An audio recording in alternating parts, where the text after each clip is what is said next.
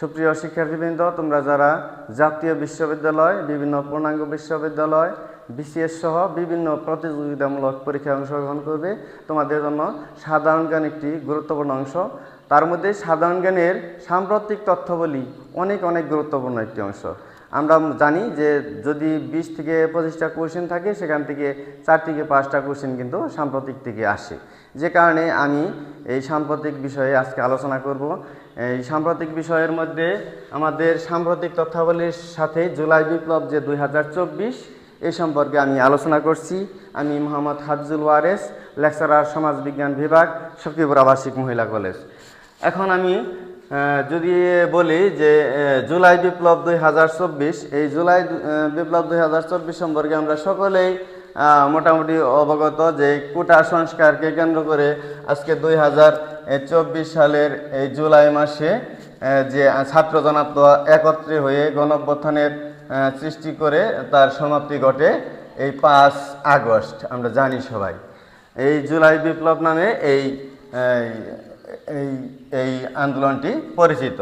এবং 2024 সালের 5 আগস্ট ছাত্র জনতার ক্ষোভের কেন্দ্রবিন্দু তৎকালীন প্রধানমন্ত্রীর বাসভবন গণভবনে ঢুকে বিজয় উল্লাস করে এই ছাত্র জনতা।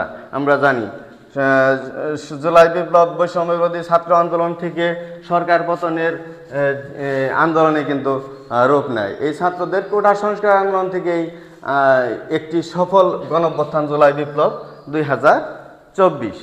যা হোক, এই হলো আমাদের মোটামুটি আমরা সবাই কম বেশি জানি। তো জুলাই বিপ্লব থেকে যে কোশ্চেনগুলো আসতে পারে আমি সেই কোশ্চেনগুলো নিয়ে একটু পর্যবেক্ষণ করব এবং আলোচনা করব, সাথে আমি উত্তর সহ আমি সলভ করে দেব তোমাদের।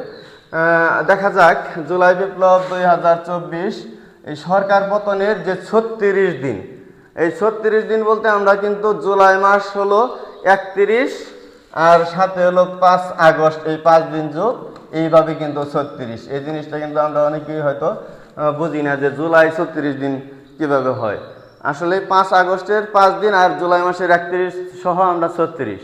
যা হোক, এই জুলাই মাসের যে 36 দিনের এই আন্দোলনের সার কথা একটি আমরা এই নিয়ে আলোচনা করছি। নিম্নে 1 জুলাই থেকে 36 জুলাই বা 5 আগস্ট 2024 সালের ঘটে যাওয়া ঘটনাসমূহের বিবরণী সম্পর্কে আমরা আলোচনা করব। এখন দেখা যাক, প্রথমে আমরা আলোচনা করছি 1 নম্বর যে ঢাকা বিশ্ববিদ্যালয় সহ দেশের বিভিন্ন বিশ্ববিদ্যালয়ে কবে কোঠা বাতিলের পরিপত্র পুনর্বহালের দাবিতে ছাত্র সমাবেশ ও বিক্ষোভ অনুষ্ঠিত হয়।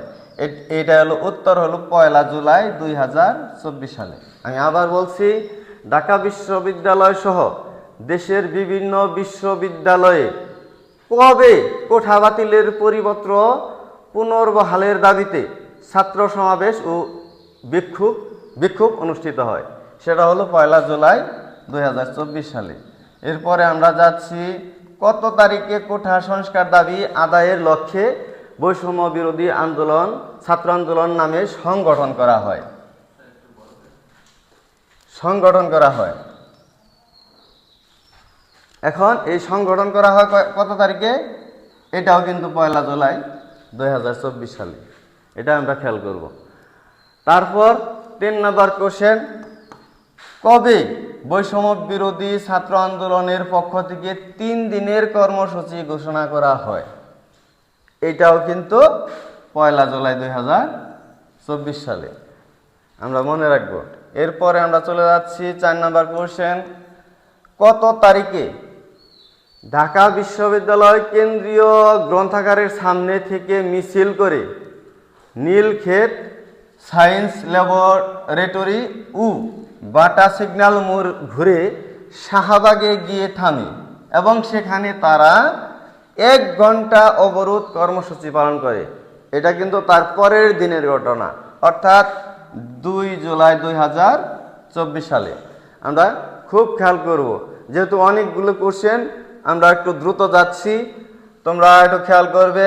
এর পরবর্তীতে 5 নম্বর কোশ্চেন, কত তারিখে আন্দোলনকারীরা ঢাকার শাহবাগ মোড় 1.5 ঘন্টার মতো অবরোধ করে রাখে এবং একই দাবিতে আরও 6টি বিশ্ববিদ্যালয়ের শিক্ষার্থী শিক্ষার্থীরা বিক্ষোভ ও অবরোধ করে। এটা হলো তারপরের দিন, অর্থাৎ 3 জুলাই 2024 সালে। এর পরবর্তী প্রশ্ন 6 নম্বর, আমরা যাচ্ছি, কত তারিখে সরকারি চাকরিতে সরাসরি নিয়োগের ক্ষেত্রে মুক্তিযোদ্ধা কোটা বাতিলের পরিপত্র অবৈধ ঘোষণার বিষয়ে হাইকোর্টের রায় আপিল বিভাগে স্থগিত না করে প্রধান বিচারপতি ওবায়দুল হাসানের নেতৃত্বাধীন 6 সদস্যের আপিল বিভাগ নট টুডে বলে আদেশ দেন? সেটা হলো 4 জুলাই 2024 সালে। এবং 7 নম্বর কোশ্চেন, আমরা যাচ্ছি, কত তারিখে আন্দোলনকারীরা চট্টগ্রাম, খুলনা, গোপালগঞ্জ সড়ক অবরোধ করে? সেটা হলো 5 জুলাই 2024 সালে। আমি আবার বলছি, কত তারিখে আন্দোলনকারীরা। নম্বর চলে যাচ্ছি, বৈষম্য বিরোধী প্ল্যাটফর্ম কত তারিখে সব বিশ্ববিদ্যালয় এবং কলেজে ক্লাস পরীক্ষা বর্জন, ছাত্র ধর্মঘট এবং সারা দেশে মহাসড়ক অবরোধের বাংলা ব্লকেড কর্মসূচি ঘোষণা করেন? সেটা হলো 6 জুলাই 2024 তারিখে।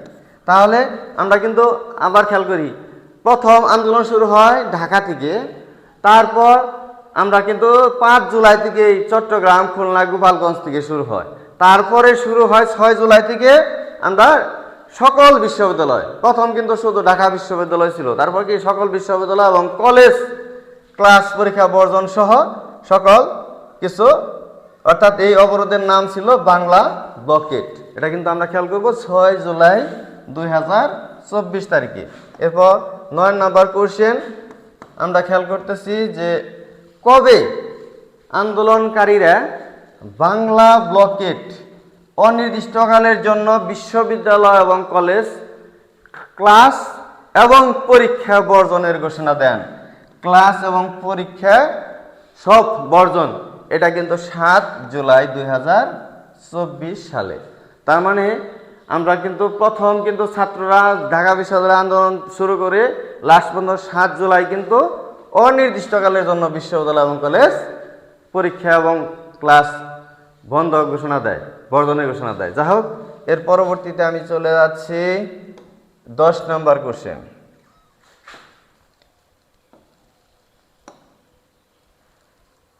10 নম্বর কোশ্চেন আমরা দেখতে পাচ্ছি, কবে শিক্ষার্থীরা ঢাকার 11টি স্থানে অবরোধ, 11টি স্থানে অবরোধ এবং 9টি বিশ্ববিদ্যালয়ে বিক্ষোভ এবং 3টি স্থানে রেলপথ অবরোধ এবং 6টি মহাসড়ক অবরোধ করে?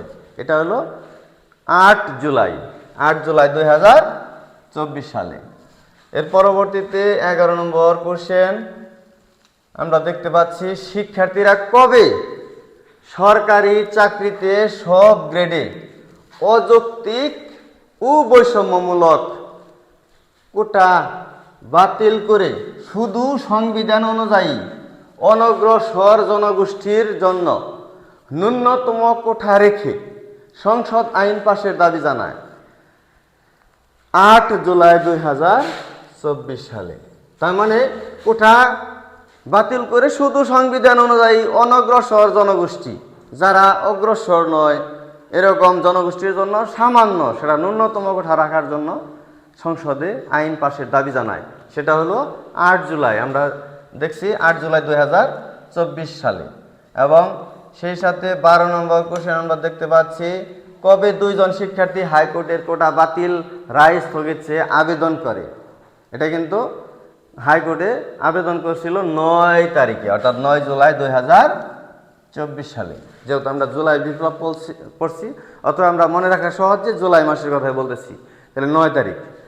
আচ্ছা, এরপরে আমরা চলে যাচ্ছি 13 নম্বর কোশ্চেন, কবে আন্দোলনকারীদের পক্ষ থেকে সারা দেশে সকাল সন্ধ্যা বাংলা ব্লকেট নামে অবরোধ কর্মসূচির ঘোষণা হয়? সেটা হলো 9 জুলাই। এটাও কিন্তু 9 জুলাই।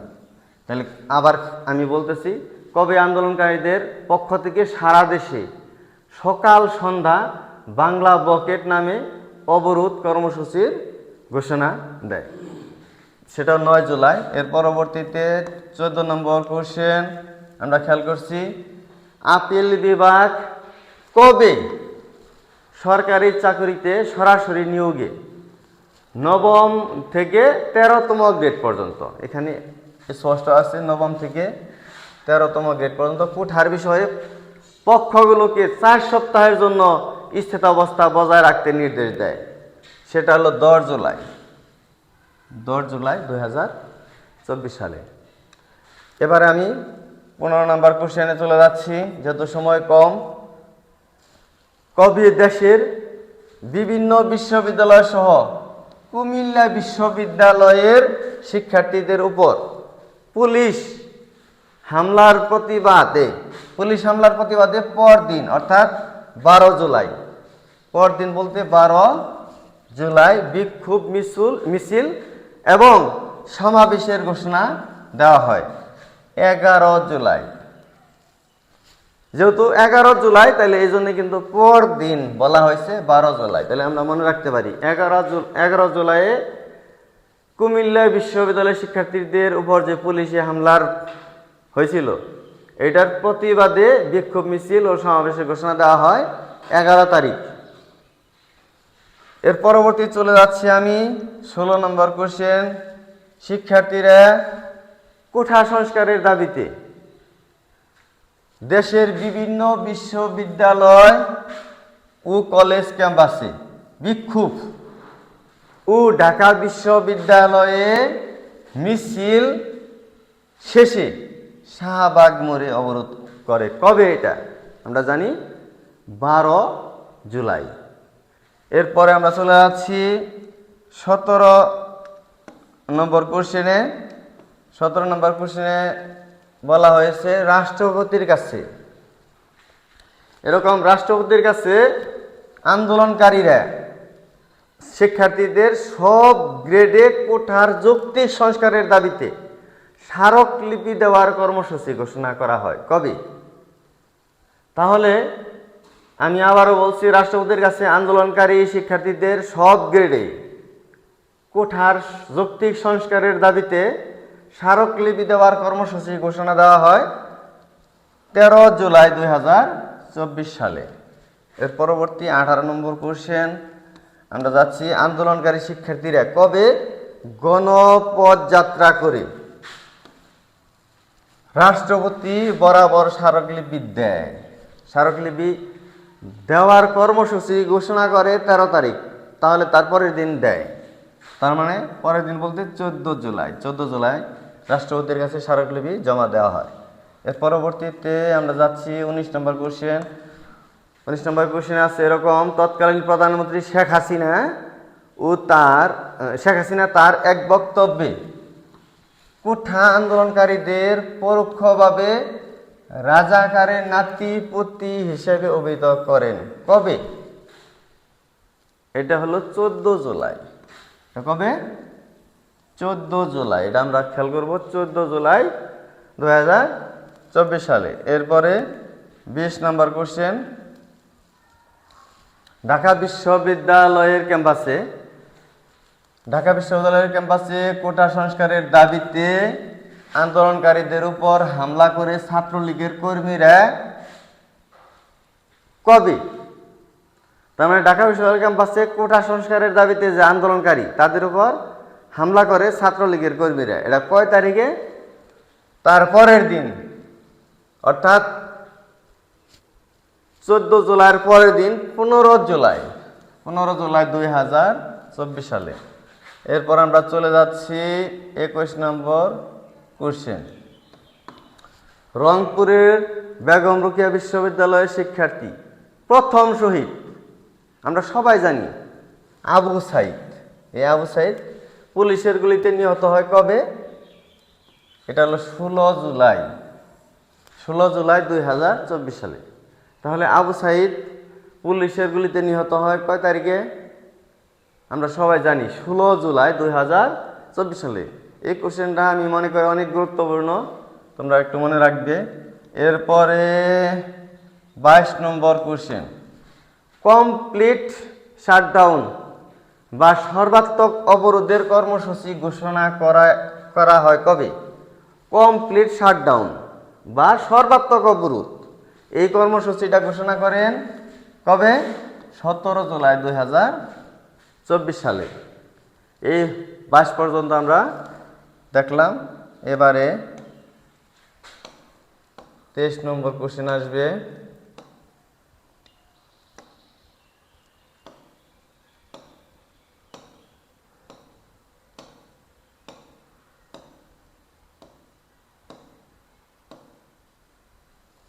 সুপ্রিয় শিক্ষার্থীরা, এবারে আমরা 23 নম্বর কোশ্চেনে চলে যাচ্ছি। দেখো তোমরা,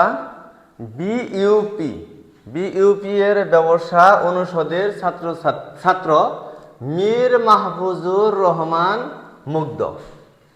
এই বিইউপি ইউনিভার্সিটির ব্যবসা অনুষদের শিক্ষার্থী কিন্তু ছিল সেই মীর মাহফুজুর রহমান মুগ্ধ। আমরা সবাই তাকে ডাকনাম মুগ্ধ হিসেবে পরিচিত। ওই মুগ্ধ শহীদ হন কবে? এটাও কিন্তু গুরুত্বপূর্ণ একটা কোশ্চেন। 18 জুলাই আমরা মনে রাখবো। তাহলে আবু সাইদ শহীদ হন 16 জুলাই। এরপরে আমরা খেয়াল করব মুগ্ধ তার 2 দিন পর, অর্থাৎ 18 জুলাই। তাহলে আমরা এইভাবে মনে রাখতে পারি যে আবু সাইদ শহীদ হয় 16 জুলাই এবং মুগ্ধ শহীদ হয় 18 জুলাই। তারপর আমরা চলে যাচ্ছি 24 নম্বর কোশ্চেন। ঢাকা সহ সারা দেশে, আমরা খেয়াল করছি, ঢাকা সহ সারা দেশে বিজিবি মোতায়েন করা হয় কবে? বিজিবি মোতায়েন করা হয় 18 জুলাই, অর্থাৎ যেদিন মুগ্ধ নিহত হন ঠিক ওই দিনই কিন্তু বিজিবি ঢাকা সহ সারা দেশে 18 জুলাই বিজিবি মোতায়েন করা হয়। এরপর 25 নম্বর কোশ্চেন আমরা দেখছি, শিক্ষার্থীরা 9 দফা দাবি পেশ করেন কবে? আমরা খেয়াল করি, শিক্ষার্থীরা 9 দফা দাবি পেশ করছিলেন তারপরের দিন, অর্থাৎ মুগ্ধ নিহত হয়েছিল 18 জুলাই, তারপরের দিন 19 জুলাই 9 দফা দাবি পেশ করা হয়, 19 জুলাই 2024 সালে। এর পরবর্তী কোশ্চেন 26 নম্বর, কত তারিখে দেশ জুড়ে কারফিউ, সেনা মোতায়েন এবং সাধারণ ছুটি ঘোষণা করা হয়? সেটা হলো 20 জুলাই। অর্থাৎ 20 জুলাই থেকে আমরা সবাই জানি যে কারফিউ জারি করা হয় এবং সেনা মোতায়েন করা হয় এবং সাধারণ ছুটিও ঘোষণা করা হয়। এরপর আমরা 27 নম্বর কোশ্চেন চলে যাচ্ছি। আমরা সবাই দেখতে পাচ্ছি যে 3 সমন্বয়ক 3 মন্ত্রীর সঙ্গে দেখা করে 8 দফা দাবি পেশ করেন, এটা আমরা জানি। 3 সমন্বয়ক 3টি মন্ত্রীর সঙ্গে দেখা করে 8 দফা দাবি করেছিলেন, সেটা হলো এই 20 জুলাই 2024 সালে। এর পরবর্তী 28 নম্বর কোশ্চেন আমরা দেখতে পাচ্ছি, কোটা পুনর্বহাল সংক্রান্ত রায় সর্বোচ্চ আদালত প্রদান করেন কবে? এটা হলো কোটা পুনর্বহাল সংক্রান্ত রায়টা আবার সর্বশেষ 21 জুলাই। এই 21 জুলাই কিন্তু এটা পুনরায় কিন্তু আবার সর্বোচ্চ আদালত রায় দেয়, কোটা পুনর্বহাল সংক্রান্ত রায়। এটা কিন্তু 21 জুলাই, আমরা মনে রাখবো, এটাও গুরুত্বপূর্ণ একটা কোশ্চেন। এবং সেই সাথে আমরা চলে যাচ্ছি পরবর্তী কোশ্চেন 29 নম্বর। আমরা দেখতে পাচ্ছি, সরকারি চাকরিতে নিয়োগের ক্ষেত্রে সর্বোচ্চ আদালতের রায় কোঠা প্রথা হিসেবে মেধাভিত্তিক এই 93%, মেধায় তখন কিন্তু এটা রায় হলো 93%, এবং সেই সাথে মুক্তিযোদ্ধা, শহীদ মুক্তিযোদ্ধা, বীরঙ্গনার সন্তানদের জন্য 5%। তার মানে মুক্তিযোদ্ধার সন্তান বা মুক্তিযোদ্ধার শহীদ মুক্তিযোদ্ধা বা বীরঙ্গনের সন্তানদের জন্য কয় শতাংশ? 5%। তাহলে 93 আর 5 কত হলো? 98। আর মুক্তিযোদ্ধা, শহীদ মুক্তিযোদ্ধা, বীরঙ্গনার সন্তানদের জন্য 5%। আচ্ছা সরি, এটা 2 বার লাগা হয়েছে। এবং ক্ষুদ্র জাতি গোষ্ঠী 1%। আমরা খেয়াল করি, ক্ষুদ্র যে নৃগোষ্ঠী আছে আমাদের, বিশেষ করে পার্বত্য চট্টগ্রাম অঞ্চলে, তাদের জন্য 1%, এবং সেই সাথে প্রতিবন্ধী এবং তৃতীয় লিঙ্গের জন্য যারা তাদের জন্য 1%। তাহলে আমরা আগে খেয়াল করছি টোটাল মেধা হলো 93 এবং মুক্তিযোদ্ধা সন্তানদের জন্য 5, তাহলে 98, আর 1% হলো ক্ষুদ্র নৃগোষ্ঠী এবং প্রতিবন্ধী বা তৃতীয় লিঙ্গের জন্য 1। এই টোটাল 100% নির্ধারণ করা হয়। এটা কয় তারিখে? 21 জুলাই 2024 সালে। পরবর্তী আমি চলে যাচ্ছি 30 নম্বর কোশ্চেনে।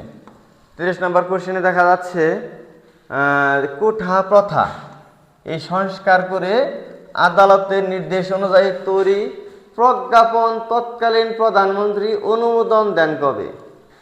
তার মানে তৎকালীন প্রধানমন্ত্রী এটার যে অনুমোদন দেয় এটা হলো তার পরের দিন, অর্থাৎ আমরা জানি যে আগে আমরা কিন্তু খেয়াল করছি যে এটা কিন্তু রায় পেয়েছিল 21 তারিখ, আর এই 21 তারিখের পরে এই অনুমোদন দেওয়া হয় তার পরের দিন, অর্থাৎ 22 জুলাই। এটা প্রধানমন্ত্রী শেখ হাসিনা তখন এই জন্য তৎকালীন প্রধানমন্ত্রী বলা হয়েছে যে আগে তখন ওই সময় ছিল তৎকালীন প্রধানমন্ত্রী ওই সময় ছিল প্রধানমন্ত্রী হিসেবে শেখ হাসিনা। তো শেখ হাসিনা অনুমোদন দেয় 22 জুলাই 2024 সালে। এর পরবর্তী কোশ্চেন আমি চলে যাচ্ছি 31 নম্বর। আমরা খেয়াল করছি কবে সরকার কোঠা প্রথা সংস্কার করে প্রজ্ঞাপন জারি করে? তাহলে অনুমোদন দেয়, আমরা খেয়াল করি অনুমোদন দেয় 22 তারিখ 22 জুলাই, আর এটা প্রজ্ঞাপন জারি করে অফিসিয়ালভাবে পরের দিন অর্থাৎ 23 জুলাই। তাহলে আমরা কিন্তু এইভাবে আস্তে আস্তে এগোচ্ছি তারিখ ওয়াইজ। তারপরে আমরা চলে যাচ্ছি 32 নম্বর কোশ্চেন। দেখি আমরা কি এখানে কোঠা আন্দোলনের প্ল্যাটফর্ম বৈষম্য বিরোধী ছাত্র আন্দোলনের অন্যতম সমন্বয়ক আমরা সবাই জানি আসিফ মাহমুদ, আবু বাকের মজুমদার ও রিফাত রশিদ। এই খোঁজ পাওয়া যায় না কবে থেকে, এটা কিন্তু আমরা সবাই জানি যে এই তিনজনকে কিন্তু পাওয়া যাচ্ছিল না। কে কে? আসিফ মাহমুদ, আবু বাকের মজুমদার এবং রিফাত রশিদ। এদের খোঁজ পাওয়া যায় না। তার মানে এই আমরা খেয়াল করছি যে প্রজ্ঞাপন জারি করলো 23 তারিখ, তারপর দিন থেকে তাদেরকে পাওয়া যাচ্ছে না 24 জুলাই 2024 সালে। এর পরবর্তীতে চলে যাচ্ছে আমি 33 নম্বর কোশ্চেন। তো আমরা 33 নম্বর কোশ্চেনে এরকম দেওয়া আছে আন্দোলনকারীদের প্ল্যাটফর্ম বৈষম্য বিরোধী ছাত্র আন্দোলনের পক্ষ থেকে আন্দোলনকারী শিক্ষার্থীদের উদ্দেশ্যে 8টি বার্তা দেওয়া হয় কবে? কয়টি বার্তা? 8টি বার্তা। তার মানে আন্দোলনকারীদের প্ল্যাটফর্ম বৈষম্য বিরোধী ছাত্র আন্দোলনের পক্ষ থেকে আন্দোলনকারী শিক্ষার্থীদের উদ্দেশ্যে 8টি বার্তা দেওয়া হয়। এটা হলো 25 জুলাই 2024 সালে। পরবর্তী চলে যাচ্ছি আমি 34 নম্বর কোশ্চেন। আমরা খেয়াল করি 7 দিন বন্ধ থাকার পর সরকার ব্রডব্যান্ডে ধীরগতি ইন্টারনেট চালু করে কবে? তার মানে আমরা খেয়াল করছি যে ওই সময় ইন্টারনেট 7 দিন বন্ধ ছিল।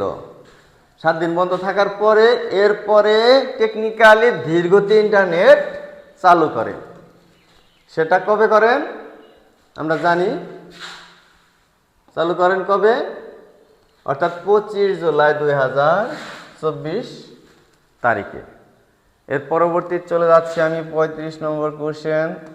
আসিফ মাহমুদ এবং আমরা জানি আবু বাকের মজুমদার এবং নাহিদ ইসলাম সহ কোটা সংস্কার আন্দোলনের শিক্ষার্থীদের প্ল্যাটফর্ম বৈষম্য বিরোধী ছাত্র আন্দোলনের 3 সমন্বয়ককে 3 সমন্বয়ক এখানে কিন্তু আসিফ মাহমুদ, আবু বাকের মজুমদার এবং নাহিদ ইসলাম সহ এই 3 সমন্বয়ককে ডিবি হেফাজতে নেয়।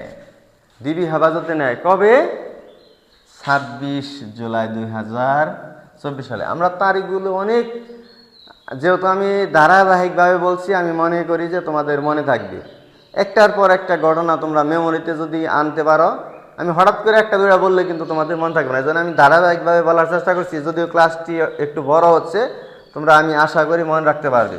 এর পরবর্তী চলে যাচ্ছি 36 নম্বর কোশ্চেন। তোমরা খেয়াল করো, সারা দেশে কমপ্লিট শাটডাউন বা সর্বাত্মক অবরোধ কর্মসূচি দেওয়া হয় কবে? সেটা হলো 26 জুলাই 2024 সালে। আমরা 36 নম্বর কোশ্চেন পর্যন্ত আমরা সলভ করলাম। এর পরবর্তী ক্লাসে আমরা পরবর্তী 37 থেকে বাকি অংশগুলো আমরা সলভ করব। সবাইকে ধন্যবাদ এবং সেই সাথে আমার ক্লাসগুলো মানে আমার ক্লাসে থাকার জন্য সবাইকে ধন্যবাদ এবং পরবর্তী ক্লাস দেখার জন্য আমি আমন্ত্রণ জানিয়ে শেষ করছি। আসসালামু আলাইকুম।